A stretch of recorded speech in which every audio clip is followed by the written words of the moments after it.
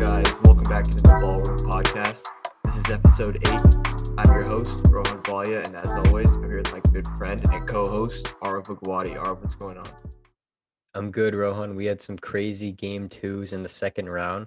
Super excited to recap them and go talk about them with you. Let's get straight into it, shall we? Yeah, let's do it. Yep, for sure. Yeah, our first game, we have the 3 and the 2 in the Eastern Conference, the Bucks versus the Celtics. The Celtics were able to bounce back and win this game 109-86 to tie the series up 1-1. And for the Celtics, just like what an amazing game for Jaylen Brown. I mean, especially with that hamstring injury we were talking about in game one, he was able to bounce back um, and shoot. He shot 11 for 18 from the field, 6 of 10 from three. He had 30 points, 6 assists. He made some heavily contested shots Mhm. um, that he made. Yeah, lots of heavily contested shots, which I don't like. It's super tough to make those. I don't see Yeah, many people making those shots. yeah, And then definitely heavily contested. yeah, he had that dagger in the fourth quarter. He had that dagger layup. Off a really good offensive rebound. He hit someone with a spin move and just made a layup to just put the dagger into the box. Yeah, for sure. I mean, he was making some crazy shots, and we didn't really see much of that in game one. He was completely off.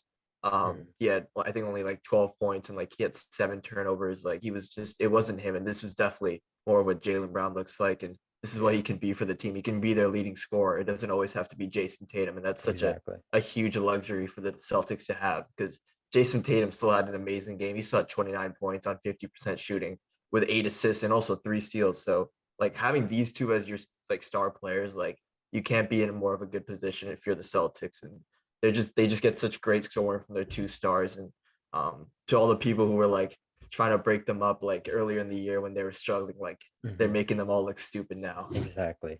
What do you think about that one play where he dropped Grayson Allen? Was that a push off or was I that thought, clean? well, just for the sake of the highlight, it was clean, just Yeah, so we could yeah, have let's that say that. highlight, Yeah, just so we we can can have say that that. highlight. We Yeah, can say that. Also Grant Williams, another huge game off the bench. He shot 6 of 9 from three. He's becoming a sharpshooter, isn't he? Um, yeah. I mean, he's huge for them, especially on the defensive end. Like the way he was able to yeah, hang with Giannis throughout the game and just sort of be a brick wall, even though he's like 6 inches shorter than Giannis. Like exactly. that's so huge. He's just basically just a brick wall, and like really just making it so tough on Giannis, which we saw in the first half. Yeah, I feel like this year he's made a big improvement from last year and the year before. I feel like he was getting a lot of slander from fans after some bad games last year, and this year Yeah, he's really stepped up, especially off the bench. He had 21 in this game, amazing game in game one, also really good games against the Nets. So he's really stepping it up here in the playoffs and showing why he is a deserves he why he's a solid player on this Celtics roster and crucial for yeah. them. And it also just shows the depth of the Celtics, right? Like they Exactly. have so many guys who can just they're good on offense and defense. They're two-way players. Like Horford also is like, even though he's like what 35 or something, like he just Mhm. looks like super spry and super fresh. So and then obviously Marcus Smart, who they didn't have in this game, but who's been huge for them in the playoffs is and also like players like Derek White, who even though he hasn't had the greatest playoffs in terms of like scoring the ball, like his defense has always been huge. He's also a great playmaker. He just makes the right reads on offense, doesn't really force it. But yeah, I mean, they just have so many good players. And Peyton Pritchard too had a huge bounce back game in this one, like making some big threes. So it was a Mhm. great team performance, and it definitely showed like why they moved up all the way to the second seed in the regular season and swept the Nets in the first round. Yeah, definitely. And although they had a great offensive game, they also adjusted really well defensively. I feel like after game one, they adjusted and had a really good defensive strategy for Giannis. They were really strong and physical in the paint, making it difficult for Giannis to score and to make outside passes um, that he usually would be able to make. But the Celtics were just like they adjusted really well and were able to um, lock him down pretty well. Made him shoot 11 for 27 from the field. Yeah, So he especially in did the have first half. I mean, yeah. he was getting nothing. It was probably like one of the worst first halves I think we've ever seen Giannis play. Like he only had 5 points, I think. Like he wasn't able to score. I think he was like I think 2 for 12 from the field. Um Yeah. he was 0 for 3 from three. Like he just had a terrible first half, but the way he was able to step it around in like the second half, like it just shows how great he is. But also like his bad first half was just a testament to the Celtics just playing him perfectly. No, exactly. And like, I mean, for the Bucks, I feel like they just didn't get enough scoring, especially like they need guys to step up and get scoring, give the Bucks really good scoring in the absence of Chris Middleton in order to beat the Celtics this series. In this game, they just didn't get that. Yeah, I mean, they've been doing it for the entire time Chris Middleton's been out. So I have no doubt, like, I have full confidence they can do it in the future in this series. yeah, But I feel like this game was just an off game for them and Giannis too. I mean, as I said before, he had an inefficient shooting game. You said he shot terribly in the first half, especially, but um, like they didn't get much scoring outside of Giannis. Portis had 13, Holiday 19, and Grayson Allen, who's been playing amazing, only had 5 points. So yeah, yeah. I mean, yeah, that's the big thing for them, right? Is if they can like make up the scoring with Middleton. The loss mhm. of him is obviously huge. He's like a 20, 25 points for them. So and especially like this game, like they shot terribly from three, like 3 of 18, Yeah, 16%. Like you can't make mhm. three threes in an NBA game in this day and age and Exactly. expect to win. And yeah, I mean they got beat on the three, and that was basically the name of the game for them and the reason they lost. But I think that's sort of the interesting thing too, is like that's Coach Bud's strategy. Is he thinks that the Celtics won't be able to sustain this type of 3 point shooting and for 4 games, and so that's basically Mhm. the risk they're willing to take. Is they're willing to live and die by that 3 point line and letting the Celtics shoot whatever they want. I don't know how many they made a lot of threes this game, Yeah, they and so I mean, just yeah. So I mean, if the Celtics are able to shoot at this clip, the Bucks are obviously like that. That's their weakness, and they're obviously they're probably gonna have a bad chance at winning the series. So yeah. that's basically what we have to look at going forward. And I think over these 2 games, it's like we saw like two polar opposite ends of each team. Right, the Bucks played a great game one, and the Celtics responded and played an amazing game two. It's like which do we trust more now? Which version of these teams do we trust the most to bring it home in a 7 game series? No, exactly, for sure. And in this game, they shot 47% from three. They also had 28 assists, which shows that their ball movement was elite this game. Um, Yeah, I feel like I feel like like they're the Celtics. They're 2 seed for the reason. I feel like they should be able to keep this up, but it's definitely going to be difficult. Maybe Coach Bud maybe needs to make adjustments if they repeat the same performance in game three, or maybe he's already making adjustments right now for game three. But I mean the Celtics are a 2 seed for a reason. I feel like I don't doubt they're not going to shoot 47%. I feel like they can do that again from three. They can move the ball around super well. Um, the Bucks just have to be ready for that and need to make a strategy against that instead of just letting them shoot. I feel like they also need to shoot more threes as well. They only shot 18 threes yeah, and they only made three of them. So I feel like they probably should take and definitely make more threes in order to win this series as well. exactly. I mean, like in a game where you're like getting outscored, like they got outscored 60-9 from the 3 point line.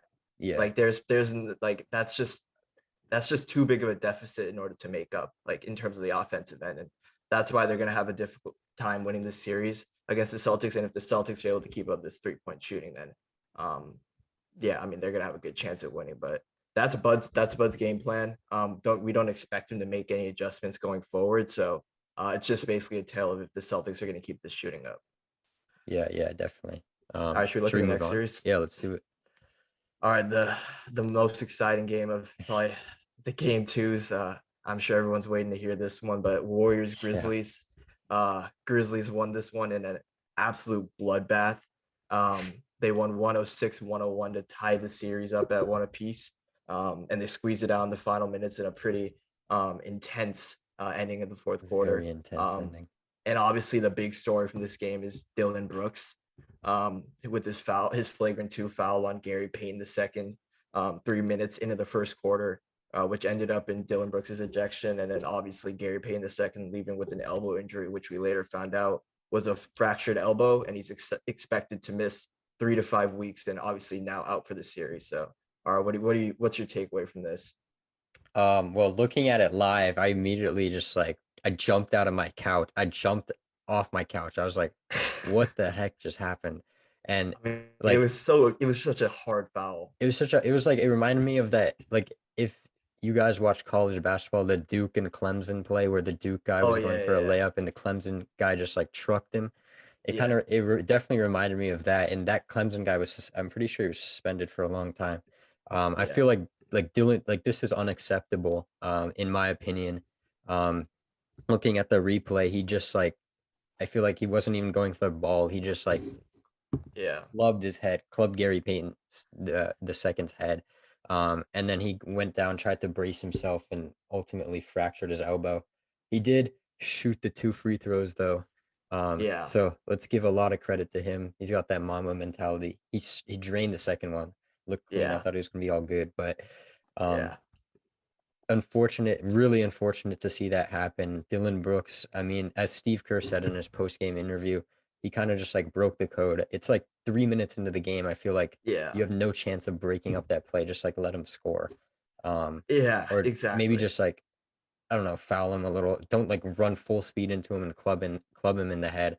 Yeah. Um, yeah, I I don't know. mean, it's just I think the inside guys who were talking about it after the play happened after the game, like they sort of talked about how it was like a little bit of inexperience with Dylan Brooks, but like I feel like personally, like I'm sure Dylan Brooks has been playing basketball for like his whole 15 life. years. Yeah, I mean, And yeah, I've and even if you're a young guy in the NBA, like like sort of what plays are dangerous plays and what plays are like exactly. smart Yeah, basketball plays. And that's just one of them where it's like, you're not gonna block the shot. You're just gonna end up hurting the guy because he's going up for a dunk that's like he's in a vulnerable position. Like he's not gonna be able to land if you end up yeah, clocking he's him midair and he across the did head. that. So Exactly. So it's a dangerous play. Like there's really no excuse for that. And obviously, I'm sure the NBA is, I'm sure, investigating sort of what the consequences are of that. But yeah, more than that, like you're putting a guy's like future in danger, and which is what yeah, Steve Kerr career. said, Yeah. career in danger. Like it's not a good look. And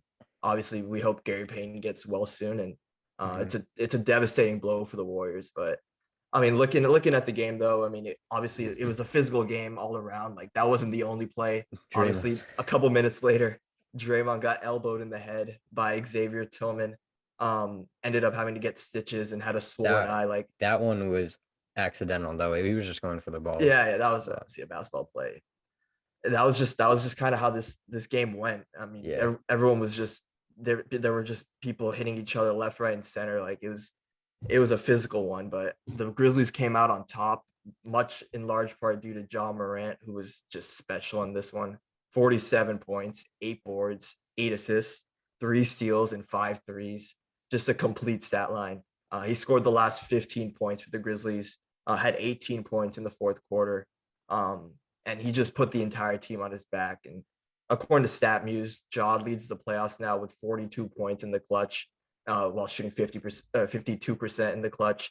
And in this series, Ja, which you might be surprised, now has more points than Steph and Clay combined. He has 81 points. Steph and Clay have 78 in this series. Um, I what mean, are your thoughts? that's like not that surprising considering how poorly Clay is shooting. I That's mean, true. in game Yeah. two, he just like missed everything, and so did he. He also kind of did that in game one too, except that one clutch three he hit. But Yeah. it hasn't been falling for him this series, and I feel like he's a key piece in order for the Warriors to beat the Grizzlies because the Grizzlies are obviously a very good team. They kind of remind Yeah. me of the bad boy Pistons team, Yeah. uh, Yeah. Just a really young version. and Just a super physical. young Yeah, version. Yeah. yeah. But obviously, yeah, Ja just he carried them really down the stretch and throughout most of this game and didn't really have much help from his teammates. Jaren, who was huge for them in game one, just did what he usually does, like fouled out this game in the fourth quarter, ended with 12 points and 8 boards and 2 blocks. And that's what we talked about earlier, right? If he can Mhm, stay on the yeah. floor, he's like a really good second star next to Ja. But when he's not, when he's getting into foul trouble, it's not helping his team out and it's not helping himself out. So they really need his production going forward. But obviously, they were able to squeeze it out with Ja going nuclear. Desmond Bain only 5 points, 2 of 7 shooting in 32 minutes. Another really poor game from him, and he's stated to have lower back soreness. So That's Mhm. probably a big reason why he's just not able to be himself, as we saw in the first round series, where he was probably their best scorer. So Yeah, that's obviously, hopefully he can turn it around and sort of get healthy, because he's going to be huge for them going forward. Because this series is for sure. it's going Yeah. to be an intense one. They're going to need all the scoring they can get and not have to put all the all the offensive burden on Ja. Yeah, But because I don't Zaire, yeah, I don't think Ja is gonna drop 47 again and again and again against the exactly. Warriors. So they're gonna need some extra scoring from Bane and Jaren Jackson, maybe Dylan Brooks if he's not suspended. But Yeah, exactly. Exactly. I mean, they had Zaire Williams today, though. I mean, he yeah, was yeah, he was amazing. 14 points. He hit 4 threes for them, which were timely. So they got a boost from him. But yeah, I mean, no, he was huge. Yeah. For the Warriors, obviously, GP2 is a huge loss for them. Hmm. Um, and now they no longer really have that elite guard defender to throw at Ja. With Gary Payton, who's like one of the best perimeter defenders in the league, which we saw this year. And it's no coincidence that Ja ended up going for 47, 8 and 8 when GP2 went out at the beginning of the game. He probably still would have got his buckets in this game, because that's what he did in game one as well. He saw 34 in game one, but probably not 47. And I mean, the Warriors will definitely need like Wiggins and Clay and all their perimeter defenders to sort of step up without GP2, because those are some big shoes to fill. Yeah, yeah, definitely. I think Wiggins is probably gonna be huge in guarding Ja Morant, uh, along with Clay. Ja like And then once Ja gets into the paint, and then Draymond will probably be big as well. But Yeah, like Wiggins is primarily going to be able to be huge. Wiggins and Clay to guard Ja Morant on the perimeter. They yeah, need them to. The Warriors need them to step up big. Um, Also for Golden State, they couldn't really buy a three all night. They shot 7 of 38 from three. Only making seven threes is probably not going to win a game against the Grizzlies. But the uh, fact that they were close shows how good of a team they really are. yeah, Um, because they can do other stuff with the ball. They can move the ball, find the right guy in the paint, open guy in the paint, make timely cuts, some good plays to get the right guy open. Um, yeah, yeah. I mean, yeah. Obviously, they had a really bad shooting night. Steph was 3 of 11. Clay was 2 of 12. Poole was 1 of 6. Like, and obviously Clay especially like had a horrible shooting night in this one. He was 5 of 19 from the field. hmm, So I mean, he's now shooting 29% from the field and 23% from three in the series. Like he's really been struggling in these two games, and yeah, hopefully he can turn it around, because obviously he's a huge component to them going forward. And obviously we expect him to turn it around, because this is Klay Thompson we're talking about, and he's a bona fide scorer and shooter. So, and obviously if this goes to game 6, we all know what that means. Game six Game Klay. six, Clay. Game No, but six Klay. also like I feel like he can hit his open shots, right? But he's taking a lot of really contested shots, and his Yeah. shot selection I feel like needs to be better. Yeah. He's taking a lot of threes where like two guys are on him or one guy's on right up on him, uh, Hmm. shooting a lot of fade away mid ranges with like Yeah. someone right on him, knowing he's gonna shoot that.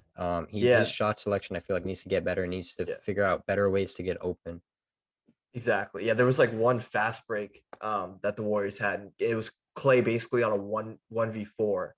There was no Mhm. other Warrior really near him, and he like went into the paint area. And then he stepped outside the paint area and settled for like a turnaround jumper over a Yeah, defender. It was like contested, and it was a fast break. Like there was really no need to do that. He could have just held it or passed it out and reset the possession. So he's taken some errant shots, but we also know like that's the shots Clay takes and makes most of the time. So yeah, um, that's true. I think he's just got to. That's just Clay. He's just got to keep shooting, and we know he's going to turn it around and start making Yeah. shots. And the Warriors in general just need to start hitting shots. They can't go 7 of Yeah, 38, like I said before, and expect to win against the Grizzlies. Steph Curry needs to step up. He also needs to take some better shots. He takes yeah. some very contested shots too, but he's Steph Curry, so we expect him to make those as well. Same with Klay Thompson. Um, yeah. Poole, I feel like he's been hitting his shots, but I feel like he needs to shoot better too. Yeah. But he's been hitting a little more consistently than Steph and Clay, but the whole No, team in jet, yeah. yeah, He the said whole a team, solid game, but they yeah, definitely like we know the standards that the Warriors have, and yeah, that's being yeah, one of the Wiggins as best. well. needs to Exactly. shoot better. But Exactly. that As a dunk team, though, they're one of the best shooting teams. That that dunk was dunk though, crazy. got us all. We were watching the game together, got us Yeah, all up got us off our all chair. hyped. That was crazy. He Yeah, absolutely baptized that guy. Who did he dunk on again? Clark. Clark. Clark is just It's getting always beaten Clark, this man. year. He's getting beaten around this series, but Yeah, yeah, man, this is definitely the most. I'd say probably the most exciting series so far, and we'll definitely have a good one in Game 3. yeah, for sure. All right, should we All move right, on? let's do it. Next we got the Sixers and the Heat. The Heat won this game 119 to 103, and now they lead this series 2-0. And I mean, obviously for the Sixers, it's not looking that good for them without Joel Embiid. I think they desperately need him. Um, and like Harden just simply needs to be more aggressive, but like he's starting to prove to us, like you said this in the last episode, Mhm. that he's not that type of Houston player anymore. He only shot 15 shots. He went 6 of 15, 1 for 5 from 3 and only 20 points. I just feel like you said it. I didn't quite I thought he could step it up, but like he's starting to show that he's just less explosive and aggressive player nowadays. Yeah, definitely. But like they were talking about during the game, like in the reporters. I think Chris Haynes was talking about it. Like Harden was saying, like in his Houston days, he was scoring 30 and he was getting criticized, and now like he's obviously not scoring 30, but like and they were losing in Houston, and he was getting criticized for scoring points. So his goal now is not really to score points, but it's to help his team win. And he said that Yeah. since he's getting face guarded by PJ Tucker, like his goal is to sort of like make the best pass and the best like play make to the best of his abilities and set his other Mhm. teammates up, because getting past PJ Tucker, who's like probably one of the best defenders in the league, like it's not an easy task. And obviously we know Harden's still not that guy, so I don't think we can expect him to go for like 30 or 35 in this series, maybe even 40, but like he's this is kind of like what he's gonna produce in this series. And I think that's kind of what we've realized, and sort of what he's also like knowing, like he can't score at will because the Heat have just so many good defenders. And it's going to be too difficult, and he's going to end up having to take poor shots, whereas he could set up his teammates for a better look. Yeah, and I mean like a bright spot for the Sixers. Tyrese Maxey had 34 points. Tobias Harris had 21, but like outside of Maxey, Harris, and Harden, the Sixers didn't really have any scoring. Yeah, And they also shot 8 of 30 from three, which equates to 26.7%, which is a similar story to game one. In the game one, they shot 17.6%. So they just need to hit their shots, like especially on yeah, threes. But let's also give credit to Heat defense because the Heat defense is just so stifling. Like you said, PJ Tucker's all up in James Harden's grill. Um, so yeah, the Heat defense, this is why they're the one seed. This is why they're in a good position to go to the finals. Because defense wins championships. exactly. But let's not overlook Tyrese Maxey. I mean, he was amazing this game, Yeah, like he was especially for a amazing. 21-year-old. Like he's playing so many years beyond his age. Like Hmm. yeah, he's definitely a bright spot for this team, For even sure. without Joel Embiid. And I feel like this team is like looking really good. Like I think they're doing the best they can without Joel. This is kind Mhm. of like sort of the team that I would expect that would play against the Heat without Joel Embiid. Like there's not much more you can really do. So I mean, I think they're really a Joel Embiid away from like getting into this series. But Yeah. obviously we don't know like kind of where he's at, and if he's even like possible to return for Game 3. Yeah, I mean, hopefully he can come back in game three because it looks like they need him in order to win. But like you said, they're just a Joel Embiid away from winning, from having a good shot at this series. They say Yeah. like they're kind of optimistic that he could be ready in game three, but I think they were saying also that like he apparently he can't even like look at his phone like right now, or in the oh last yeah, couple of that days. Like I mean that's like what happens when you get a concussion though. yeah. So So it I doesn't mean I don't like know. I don't know how you can turn it around in like I two mean it's on days. Friday, so they have some time. So They do have 2 days, but he has to pass a lot of tests, I'm sure. yeah. So there's no guarantee. I think like Game 4 was probably more likely, but I think Game 3 would probably be a stretch. But that would obviously be a huge boost for the Sixers. Yeah, I mean, if they don't have Embiid in game three, like hopefully they can just like steal one. Yeah, just use Kind of the like home how crowd. Yeah, yeah, kind of like how the Hawks did in that game they won, just like yeah, steal one and just like get Embiid ready for game 4 so they could be in a good position to tie the series up 2-2. But like Yeah. they just need to make their shots. Like they've gone 14 to 64 from 3 this series.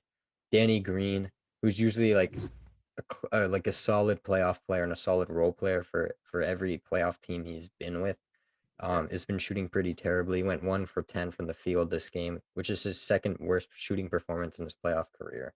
So Yeah. Yeah, I mean, Sixers obviously they don't have much depth to begin with, and it doesn't help when Danny Green's shooting poorly, and or just really if anyone's shooting anyone, poorly, because yeah, they need everyone's all hands on deck in exactly. order for them to have a shot, and in order for them to have enough offense to keep up with the Heat. But obviously, the Heat like obviously played a perfect game again, like sort of exactly what they needed to do, just took care of business. Um, Butler and Adebayo were huge. Butler had 22 points and 12 assists. And I think that 12 assists is huge because it kind of shows like he's able to step into that Kyle Lowry role without Yeah, Kyle Lowry definitely. and sort of make up sort of the playmaking that you lose with him. And obviously he has that defense too, similar to Kyle Lowry. So he's sort of playing two players right now, taking two roles up. And Bam Adebayo just dominating again when there's really nobody in the paint for the Sixers. It's really just DeAndre Jordan and Paul Reed, which obviously is a mismatch for Bam Adebayo. He ended with 23 points and 9 rebounds. So they're getting obviously the production they need from their star players in order to get the job done. Yeah, and then also for the Heat, amazing production off the bench as well from guys like Tyler Hero, and Victor Oladipo. Hero, another great game, backing his game 1 performance, um, which shows why he won the Sixth Man of the Year award. Yeah, He went 6 of 10 from the field, um, 3 of 5 from 3, 18 points, and 7 rebounds as well. Oladipo, similar stat line. Um, 6 of 11 from the field, 3 of 4 from 3, and 19 points. And it was his birthday as well. So happy birthday to Victor. birthday. Yeah, it's great to Um, see Victor back. I mean, yeah, he's yeah, such a definitely. good I player. love him. Yeah, he's such a good player, and it's obviously he went through a lot with those injuries and that's those surgeries. So he's playing at an amazing level, and it's definitely Yeah, the Heat are definitely that's such a luxury for the Heat to have someone of his caliber coming off their bench. It just makes them so much more deep. yeah, definitely. And also for the Heat, when Kyle Lowry comes back, they're gonna be even more deep and even more scary.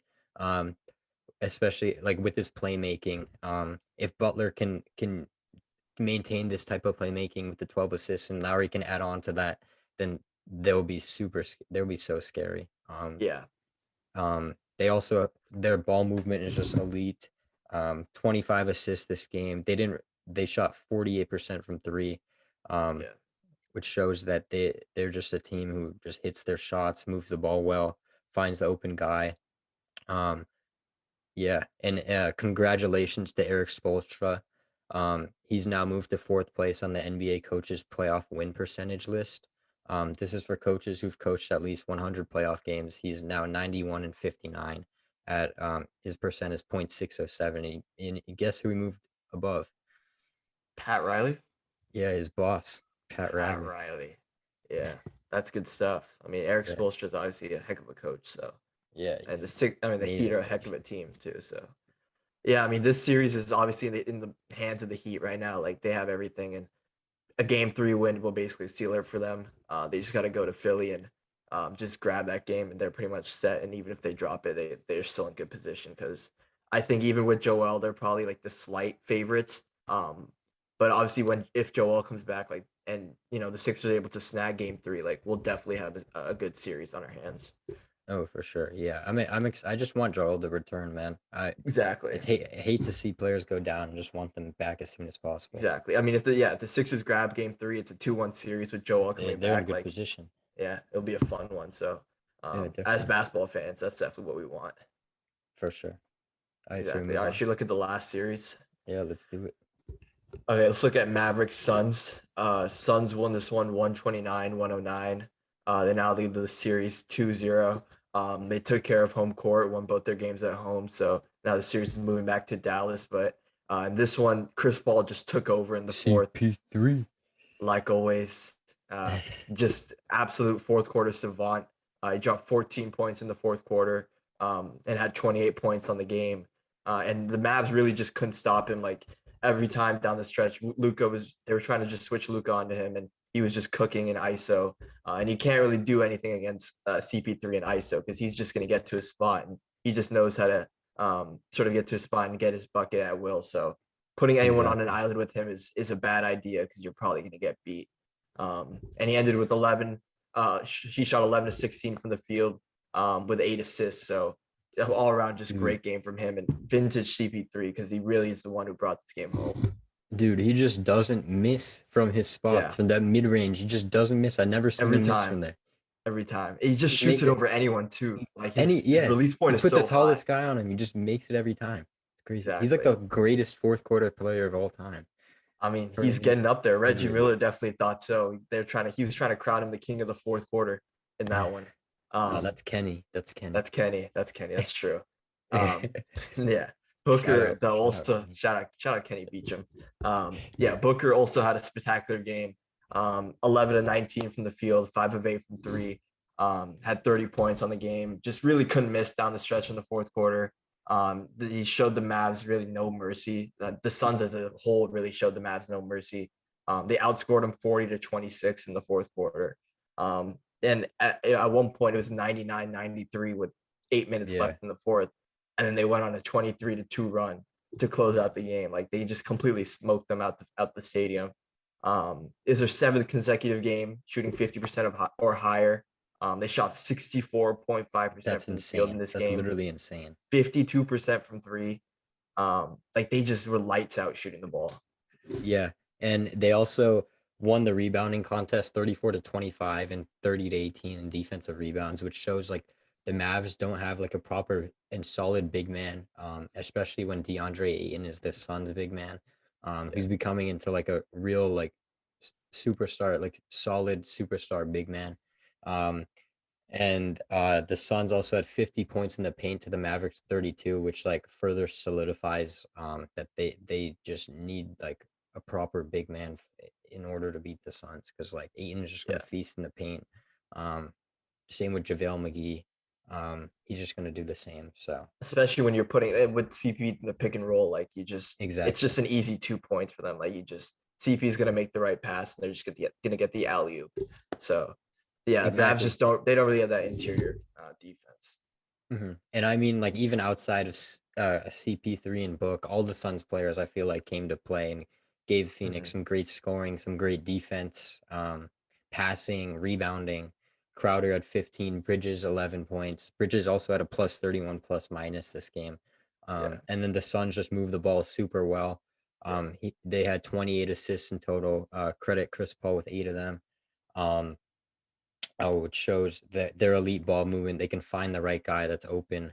Um, and like I feel like when you move the ball well, when you have almost 30 assists a game, like you almost like always win because yeah, you just find the right guy, and if they hit their shots, then yeah. um, It's kind of that's like similar to the Warriors, right? exactly. I was They just gonna move the say that. ball Yeah. super well, and it's like all these players they just fit the system so well. They all know like Exactly. sort of like how to get the ball moving, how to play the offense. Like they're all super smart players. They all have high IQ. Like they make the right reads. They're just smart basketball players. And when you have five of those guys on the court at all times who are really aware on the court and know what's going on and sort of know how to make the right reads and stuff like that. Like especially on defense too. Like that's a huge part of it as well, not just offense. So when you have smart guys on both sides of the ball, like you're just gonna it makes for a smart and overall just well-rounded, well-oiled machine, which the Suns are. Exactly, for sure. And I mean, for the Mavericks, I mean, they were keeping it was really close until 99-93 with about eight Yeah, minutes to go in the fourth quarter. After that, they just couldn't hang with the Suns. yeah, Um, like instead of they need like this series, I feel like they need to be able to put it together for a whole 48 minutes. Tonight they only played 36 minutes, um, give or take a little more. Um, Maybe 40, but the last 8 minutes they just got like ran out of the building. The South yeah, Sun just outplayed them after that, outscored them in the fourth 40 to 26. However, Luca was still spectacular. He had 45 points in game one, right? yeah, And now he has 35 points. He had 35 points in game two, 7 assists and five yeah. rebounds. He's just gonna get his buckets like Exactly. always. Doesn't matter who's throwing at him. But like people besides Luca, guys on the team besides Luca need to give the Mavericks consistent Yeah. offense. They only had two other guys in double figures, like Brunson, Dinwiddie. They need to step up. The other guys need to hit their shots when Luca finds them. If they're open, like Dorian Finney-Smith, Maxi Kleba, who was playing well in game one. Um, Mhm. but he needs to just keep that going on a consistent basis. Yeah, it's tough for them because they don't really have It a definitely is guy who tough. can consistently score. Hmm. Like you can't expect Maxi Kleba to just like go nuclear every game and shoot Yeah, lights out. So, especially against the Suns, whose defense is yeah, just so like championship-minded defense, and yeah.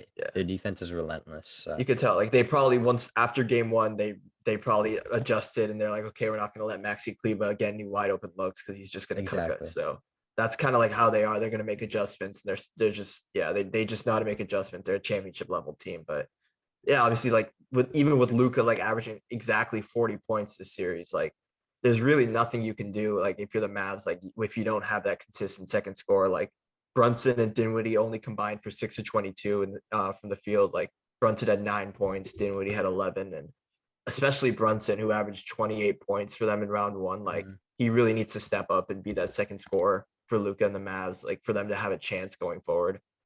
Especially down the stretch in like the fourth, like when it was a Yeah. 6 point game, like when the scoring gets tougher and the Suns defense is gonna it tightens up, like you really need to get a bucket. Like Jalen Brunson needs to be that guy for them, and we know he is capable of that because he was able to do that in round one. So, um, I But mean, him also, stepping up will be huge. he was doing that against the Jazz. The Suns are Exactly, just completely different. So completely different. their defense is relentless. They're throwing everything at him. And it's definitely way harder for Jalen Brunson to score like how he did against the Jazz. Um, just because he's Yeah, going up against the Suns team, and it definitely is much difficult. But I mean, he definitely does need to step it up. But like the Mavs, they like at this rate, they don't have enough out at this point. They don't have enough outside scoring outside of Luca, to keep up with Phoenix. But like Brunson, Dinwiddie, they definitely need to step it up. But the yeah. Suns are just like a well-oiled machine and offensively and just relentless, and they don't they don't let you get anything easy defensively as well. Yeah, it's definitely a really tough matchup for the Mavs. I mean, there's a reason the Suns were the best team overall in the regular season. So Hmm. I mean, can hopefully the Mavs can sort of make it a series and go back to Dallas and get some rhythm there. Use the crowd. Big game three is obviously going to be huge for them Hmm. because that's pretty much do or die in terms of them hanging in the series. So yeah, hopefully they can make it a series and sort of hang in there. And but obviously we know the Suns are going to be coming for them and looking to close this game series out in as little games as possible. Yeah, definitely. They would need their rest for the next for either the Warriors or Exactly. Grizzlies. Yeah, for sure. All right, that pretty much does it Yeah. for our game two summary. We'll look into the game threes after they happen, but definitely an exciting slate of games. Yeah, definitely. This was super enjoyable. Looking forward to looking at the game threes and talking about them with you. Thank you guys for tuning in. We'll see you guys next time. Yep, see you guys. Peace out.